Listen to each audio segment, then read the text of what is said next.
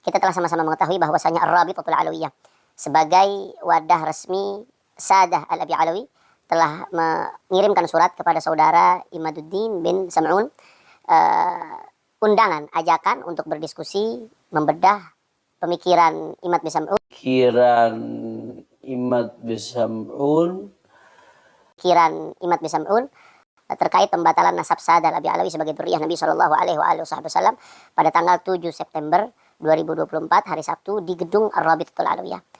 Undangan ini direspon oleh Imad dalam Mana Mas?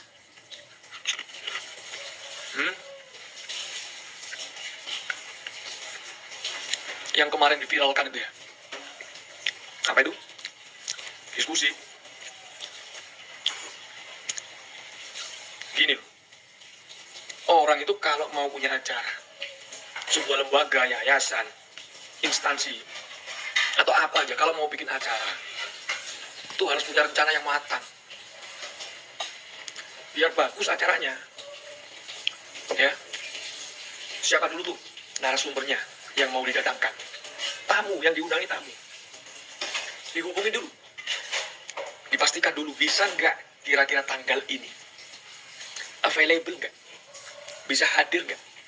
Kalau hadir, ya kalau bisa hadir, apa aja yang harus disiapkan oleh panitia? Itu namanya etika, adab, caranya ngundang itu seperti itu. Lah ini saya belum terima undangannya, tiba-tiba sudah diviralkan videonya. Jangan lupa, tanggal ini. Silakan hadir, silakan tonton atau apa itu. Ini sama dengan Anda bikin acara, panitia, atau instansi atau apa bikin acara gitu. Pengisi acaranya itu belum jelas siap datang apa enggak, bisa hadir apa enggak. Belum konfirmasi. Kehadirannya belum jelas. Sudah bikin banner, disebarkan kemana-mana. Bikin videonya. Ini nggak masuk akal. Sudah nggak benar itu sudah. Nanti kalau orangnya nggak datang, tamunya nggak datang, narasumbernya nggak datang, marah-marah. Nah ini sama seperti ini. Ntar ujung-ujungnya udah disiapkan gelar Al-Kaburi gitu ya. Ini aja Anda komentar kayak gini, berani nggak datang. Pertemuan antara pihak Rabitatul Alawiyah dengan Kiai Imaduddin, ya kan kita sudah pernah inisiasi berkali-kali. Bahkan Kiai Ali Badri waktu itu juga pernah menginisiasi mengundang Rabitatul Alawiyah ke Pasuruan, tidak hadir. Lalu di Jakarta di UIN tidak hadir, di Benakerop tidak hadir, di Maragi Banten tidak hadir. Sehingga kalau memang Rabitatul Alawiyah punya inisiasi untuk bertemu dan membahas masalah nasab, kami semua sangat mendukung. Tapi Assalamualaikum warahmatullahi wabarakatuh. Bismillah, alhamdulillah, rabbil alamin. Allahumma sholli wa sallim wa barik ala sayyidina Muhammadin wa ala alihi wa ashabihi ajma'in, amma ba'du. Saudaraku pemirsa sekalian dimanapun Anda berada, semoga senantiasa dalam lindungan Allah, dimudahkan segala urusannya. Saudaraku sekalian, masih ramai dan masih hangat ya tentang beredarnya sebuah undangan dari atau mengatasnamakan Rabithah ya mungkin ya, yang sangat janggal ya, yang mengundang Kiai Imaduddin Utsman Al-Bantani dan kawan-kawan. Undangan ini yang sangat sangat janggal ya saudaraku sekalian. Namun di awal kenapa saya selipkan sebuah ayat dari surat Al-An'am ya, yang bunyinya falamma nasu ma dzukiru bihi fatahna alaihim abwaaba kulli syai' hatta idza farihu bima utu akhadnahum baghtatan fa idzahum mublisun. Maka tatkala mereka melupakan peringatan yang telah diberikan kepada mereka, kami pun membuka pintu-pintu kesenangan untuk mereka, sehingga apabila mereka bergembira dengan apa yang telah diberikan kepada mereka, kami siksa mereka dengan tiba-tiba. Maka ketika itu mereka terdiam berputus asa. Saudaraku sekalian, dari ayat ini mungkin kita semua bisa sedikit ya menarik kesimpulan bahwasanya memang coba kita lihat dulu ya, mereka begitu bergelimang dengan kemuliaan, dengan harta ya, dengan bahkan nasabnya itu, namun dengan pemberian Allah itu atau pemberian yang berupa rahmat atau itu istidraj dari Allah Subhanahu wa taala, dan memang dengan peringatan-peringatan Allah ya tidak begitu jera, masih terus dengan kesombongan, keingkarannya. Kita lihat sendiri dari beberapa oknum mereka yang begitu banyak lah, disebut oknum tapi terlalu banyak, disebut bocil-bocil, namun ternyata tokoh-tokohnya pun ya begitu begitu serakah ya, seolah-olah ingin menguasai negeri ini dengan perilakunya, dengan ya Allah sebetulnya sudah tutupi aibnya begitu lama, tapi karena keangkuhan, keserakahan yang dilakukan ya, begitu ingin dimuliakan, begitu ingin menguasai negeri Indonesia ini, seolah-olah ya dengan cara membelokkan sejarah, makam-makam palsu ya, masih belum cukup dengan itu semua. Akhirnya dengan sekonyong-konyong, karena sudah terlaluan ya, mereka bergembira dengan kemuliaannya, maka dengan sekonyong-konyong tiba-tiba ya Allah menggerakkan hati seorang Kiai Haji Imaduddin Utsman Al-Bantani dan dibuka kepada masyarakat bahwasanya hasil kajian Kiai Haji Imaduddin Utsman Al-Bantani ini tidak bisa terbantahkan sampai sekarang ini ya. Ya ini mari dikorelasikan sendiri ya saudaraku sekalian, tapi layaknya sangat pas sekali ya. Oleh sebab itu mari kita jadikan pelajaran ini semua. Pemirsa saudaraku sekalian, mengenai tanggapan bahwa undangan ini ya yang ditanggapi oleh Rois Am Forum Dzurriyyat Wali Songo ini, mari kita simak selengkapnya. Simak ya, selesai pelan-pelan agar tidak salah paham ya. Kurang lebihnya mohon maaf ya. Mari kita simak bersama-sama. Assalamualaikum warahmatullahi wabarakatuh. Alhamdulillah wassalatu wassalamu ala Rasulillah. Saudaraku yang budiman, apa kabar? Semoga semua dalam keadaan sehat walafiat, tidak kurang satu apapun, penuh dengan limpahan rahmat dan keberkahan dari Allah Subhanahu wa taala. Hari ini kami diminta untuk memberikan respon, tanggapan ya terhadap maraknya undangan yang beredar di medsos katanya. Undangan apa ya? Undangan dari RA yang ditujukan untuk Kiai Imaduddin. Undangannya udah kalah ya, diskusi. Alhamdulillah rabbil alamin. Respon saya adalah bersyukur jika itu serius, tidak main-main. Kami siap untuk membantu jika diperlukan. Tapi kalau hanya main-main, hanya cari sensasi, hanya cari framing, untuk apa? Nanti malah akan semakin blunder. Percaya deh sama kami.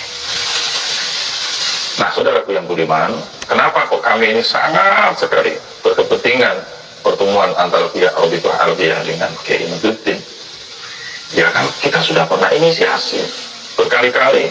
Bahkan Kiai Badri waktu itu juga pernah menginisiasi mengundang Rabithah Alawiyah ke Pasuruan, tidak hadir. Lalu di Jakarta, di UIN, tidak hadir. Di Bedakerop, tidak hadir. Di Maragi, Banten, tidak hadir. Sehingga kalau memang Rabithah Alawiyah punya inisiasi untuk bertemu dan membahas masalah nasab, kami semua sangat mendukung. Tapi serius. Dan alangkah indahnya kalau pertemuan itu tempatnya bukan di majelisnya RA, di tempat yang lain lah, supaya lebih elegan, netral. Syukur-syukur bisa hadir tanggal 10 September yang diinisiasi oleh kawan-kawan di UIN Wali Songo ya, di UIN Wali Songo. Nah itu Rabithah Alawiyah kalau bisa hadir di situ, masya Allah, kami akan ikut berpartisipasi dalam menjaga keamanan, kedamaian, kelancaran, dan lain-lain yang diperlukan, insya Allah. Saudara yang beriman yang dirahmati oleh Allah, awalnya kami anggap perdebatan nasab ini sudah selesai.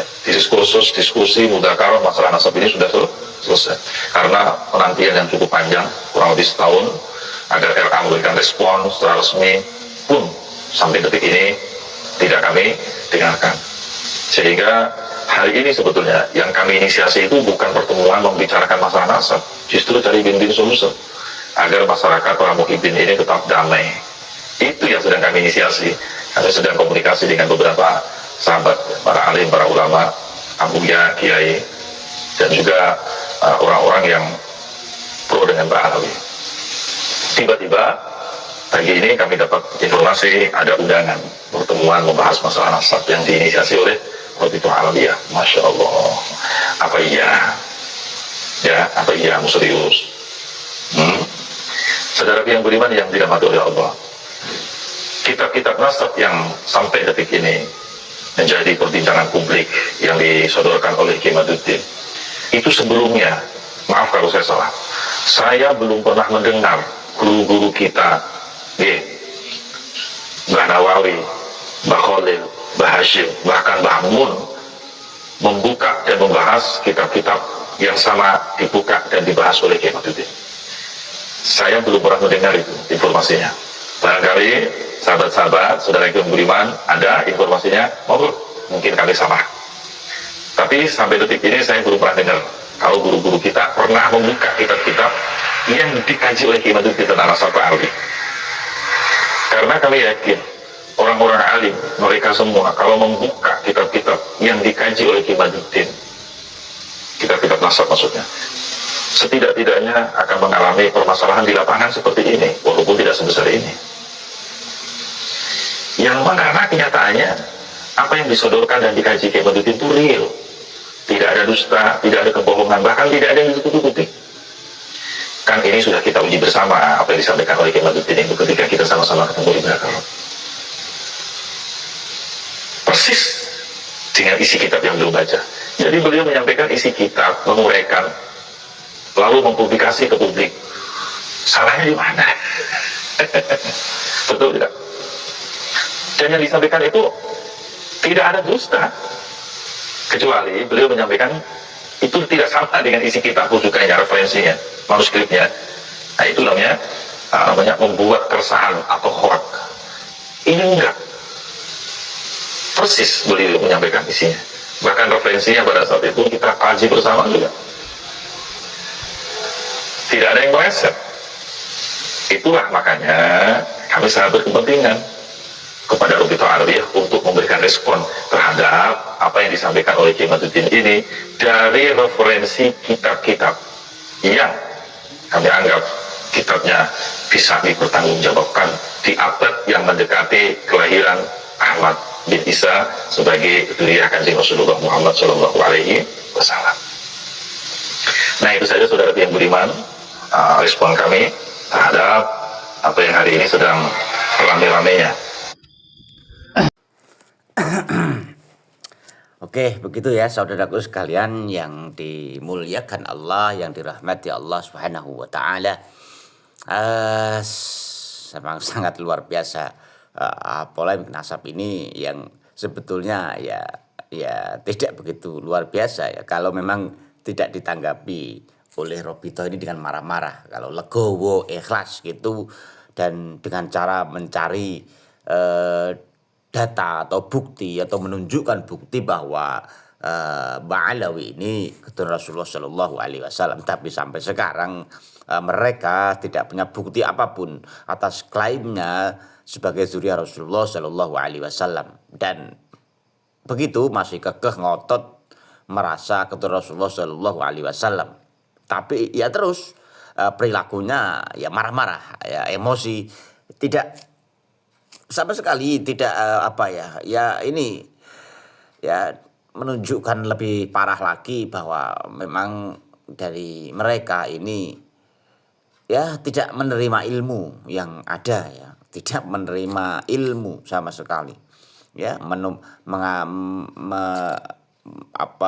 mengklaim dirinya sebagai keturunan Sayyidina Ali yang babul ilmi, tapi mereka ya kan mengklaim diri sebagai keturunan Sayyidina Ali yang memang kita tahu semua Sayyidina Ali adalah babul ilmi, tapi mereka malah menjauh dari ilmu-ilmu yang ada, ya, hanya memakai doktrin-doktrin saja. Ya, ini keturunan siapa kalau seperti itu, hanya menggunakan doktrin. Suhroh wal istifadoh dengan ijma'nya kapan, suhrohnya kapan. Ini sangat mengajak masyarakat kepada kebodohan, ya saudaraku sekalian. Maka harusnya para mukibin ini sadar siapa yang diikuti, siapa yang dicintai. Dia mengikuti ilmu apa mengikuti kebodohan. Ya, semoga Allah senantiasa memberikan hidayah kepada siapapun yang masih merasa mulia karena nasabnya, masih merasa agung karena nasabnya, ya. Semoga Allah berikan hidayah kembali kepada jalan yang benar gitu, ya. Oke, saudaraku sekalian, kurang lebihnya mohon maaf. Wallahul muwaffiq ila aqwamit thoriq. Assalamualaikum warahmatullahi wabarakatuh.